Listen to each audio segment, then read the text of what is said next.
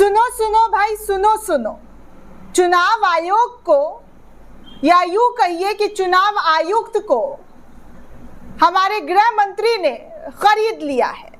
अरे मैं नहीं कह रही हूं दोस्तों, ज्यादा लोड मत लीजिए, ये मैं नहीं कह रही हूं, बल्कि हमारे गृह मंत्री खुद कह रहे हैं कि हमें जितवा दीजिए तो हम एक ही चरणों में चुनाव कर डालेंगे। मतलब आप सोचिए कि अब तक तो विपक्ष आरोप लगा रहा था कि चुनाव आयोग भाजपा के साथ मिली हुई है, चुनाव आयोग का बीजेपी के साथ साठगांठ है, चाहे वो फर्जी वोटिंग के मामले में हो या फिर एसआईआर करवाकर बीजेपी को फायदा दिलवाने का मामला हो। वैसे बिहार के साथ साथ अब पूरे देश में एसआईआर की घोषणा चुनाव आयोग के जरिए की जाने वाली है, उस पर भी चर्चा करूंगी। लेकिन सबसे बड़ी इंपॉर्टेंट खबर दोस्तों, बिहार से हमारे शाह साहब ने क्या ऐलान कर दिया है जो इस वक्त विवादों में घिर चुका है। अब बात ही ऐसी हमारे गृह मंत्री के जरिए कही गई है कि सवाल तो पूछना बनता है दोस्तों कि आखिर वो किस बिना पर और किस तरीके से भरे मंच पर ये दावा कर रहे हैं कि भैया हमको जितवा दो तो हम चुनाव एक चरणों में करवा देंगे। क्या आप चुनाव आयोग हैं, या आपके चुनाव आयोग में इतनी पकड़ इतनी चलती है कि आप जनता को ये कह रहे हैं कि सरकार बना दो तो अगली बार एक ही चरण में चुनाव होगा। अरे इस तरीके की लॉजिक को जरा जनता को भी समझा दीजिए गृह मंत्री। माननीय गृह मंत्री जी, जनता आपसे पूछ रही है कि क्या चुनाव आयोग को आपने खरीद लिया है या चुनाव आयोग बिक गई है जो आप खुलकर ऐसा ऐलान कर रहे हैं। और क्या चुनाव आयोग ऐसे बयान पर अमित शाह के खिलाफ कोई एक्शन लेगा, कार्रवाई करेगा, क्योंकि ये सीधे तौर पर संवैधानिक पद की गरिमा की धज्जियां उड़ा देने वाला बयान है दोस्तों। कोई नेता ऐसा कैसे कह सकता है। अब चलिए, चुनाव आयोग स्टेटमेंट देता कि भैया हम एक चरण में चुनाव कराएंगे, या वन नेशन वन इलेक्शन जैसी बात चल रही है उस पर चर्चा चुनाव आयोग के जरिए किया गया होता तो बात समझ में आता कि भैया चुनाव आयोग का ये फैसला है, चुनाव आयोग इस तरीके का बयान दे रहा है, उसके मन में इस तरीके की चीज चल रही है। लेकिन यहाँ तो गृह मंत्री कह रहे हैं कि सरकार बना दो अगली बार एक ही चरण में चुनाव होगा। जैसे ये बयान जी हाँ अमित शाह के जरिए दिया गया, उसके बाद क्या था देखिए, श्रीनिवास ने सबसे पहले ट्वीट करते हुए लिखा कि मुख्य चुनाव आयुक्त की बड़ी घोषणा। चुनाव आयुक्त की, जो मुख्य चुनाव आयुक्त हैं उनकी बड़ी घोषणा। क्या अमित शाह का कोई चुनाव आयोग में नियुक्ति हो गया है या कोई वो चुनाव आयोग के बड़े अधिकारी लग गए हैं? जरा देश भी जानना चाहता है, क्योंकि देश को ऐसी कोई जानकारी है नहीं। आजकल कुछ भी हो जा रहा है, पता देशवासियों को बाद में आता है। अब देखिए ना, एलआईसी और अडानी के रिश्ते संबंध के बारे में वॉशिंगटन पोस्ट ने जो छापा, उसके बारे में हम लोगों को बाद में पता चला। पता पहले नहीं चलता है, देशवासियों को हमेशा लास्ट में पता चलता है। और शायद नेताओं ने देशवासियों को मूर्ख समझ रखा है कि वो कुछ भी कर लेंगे, कुछ भी बोल लेंगे, जवाबदेही तय नहीं होगी। और इसी बिना पर हमारे जो गृह मंत्री हैं वो क्या कह रहे हैं और किस बिना पर कह रहे हैं, ये सवाल देश की जनता का, देश की आवाम का, 140 करोड़ देशवासियों का है कि अब आप बताइए। चीख चीख कर जनता आपसे पूछ रही है कि क्या आप बड़े अधिकारी लगे हैं? क्या हो गया चुनाव आयोग में जो आप चुनाव आयोग की बोली, चुनाव आयोग के फैसले आपकी तरफ से लिए जा रहे हैं? देखिए, एक ने लिखा जो निर्णय चुनाव आयोग को लेना है वो निर्णय इनकी चुनावी रैली में हो रहा है। गृह मंत्री जी चुनाव आयोग पर नियंत्रण को लेकर, जी हाँ, गृह मंत्री जी चुनाव आयोग पर नियंत्रण को लेकर इतने निश्चित है कि 5 साल बाद का फैसला भी अभी ही वो कर दे रहे हैं। चुनाव आयोग की क्या जरूरत है, ये काम भी इन्हीं को दे देना चाहिए।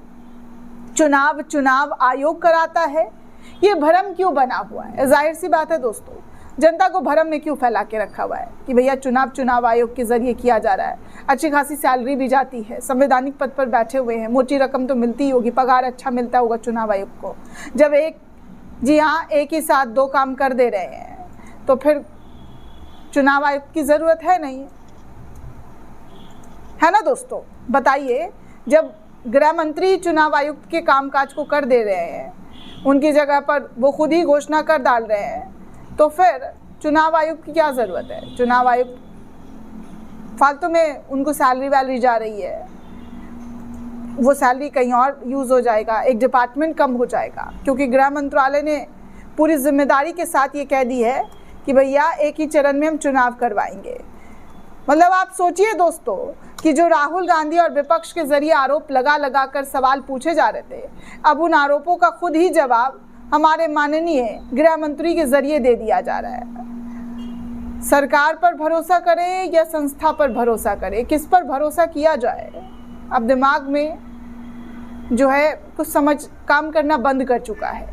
बड़ी उथल पुथल सी है दोस्तों कि पहले वोट चोरी का आरोप लग रहा था, अब देखिए क्या क्या बातें और किस तरीके के शब्दों का इस्तेमाल की जा रही है। एक ने लिखा, लोकतंत्र में चुनाव आयोग सर्वोच्च है, ना कि कोई सरकार या नेता।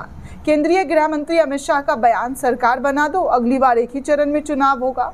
कई सवाल खड़े करते, क्या किसी नेता को यह अधिकार है कि वो चुनाव की प्रक्रिया का चयन खुद तय कर ले?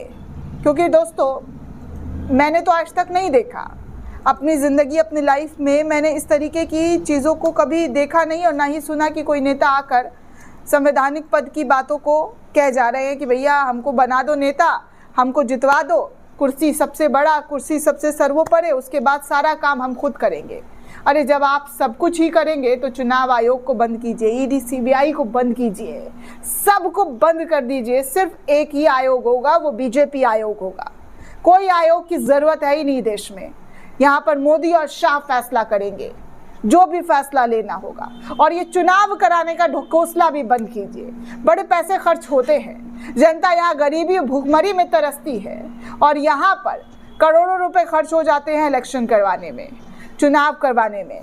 लेकिन ऐसे में, जी हाँ, ऐसे में जब आप ही सब कुछ डिसीजन ले रहे हैं तो आपको ही डिसीजन मेकर बनना चाहिए। आप खुद को जीतता हुआ बताइए और कहिए कि भैया हो गया चुनाव खत्म। फिर जनता को भी इतना घरों से बाहर निकल कर जाने की ज़रूरत होगी नहीं। और वो जो लालच वालच देते हैं फ्री बीज वाला, उसको भी बांटने की ज़रूरत पड़ेगी नहीं। एक ही, जी हाँ, एक ही शब्द से तमाम काम तमाम हो जाएगा। कोई झंझट, कोई पटपट नहीं।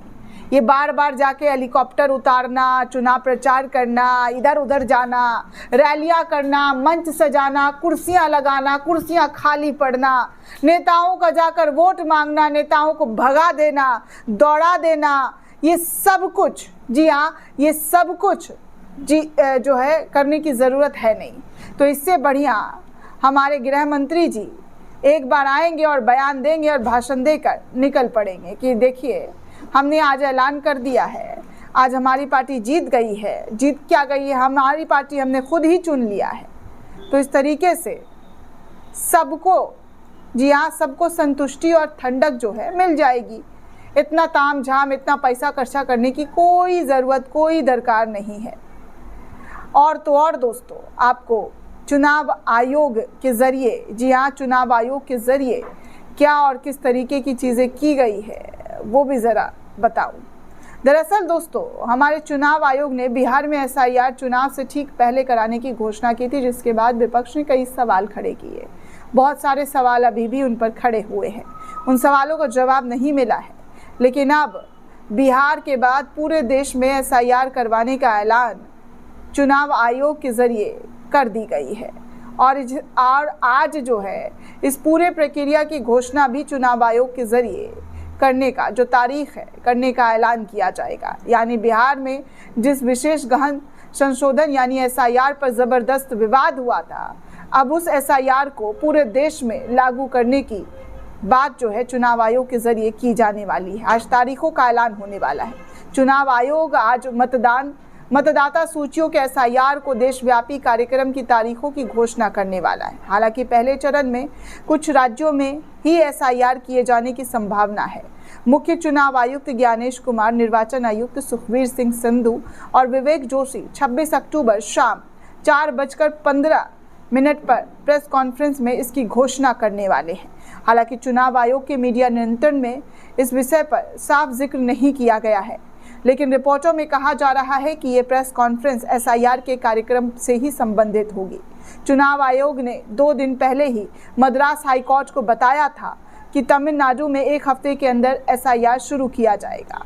अब ऐसे में दोस्तों, एसआईआर प्रक्रिया करवाकर चुनाव आयोग के ज़रिए जो फैसला लिया जा रहा है क्या वो फिर से पूरे देश के लिए बवाल, जी हाँ, पूरे देश के लिए बवाल का सबब बनने वाला है? क्योंकि बिहार में ऑलरेडी बवाल हो चुका है। दोस्तों, आप इस पूरे रिपोर्ट को लेकर क्या सोचते हैं? आपकी क्या प्रतिक्रिया हमें कमेंट करके ज़रूर बताइएगा। साथ ही साथ चैनल को ज़्यादा से ज़्यादा लाइक, शेयर और सब्सक्राइब करना बिल्कुल भी ना भूलें। शुक्रिया दोस्तों।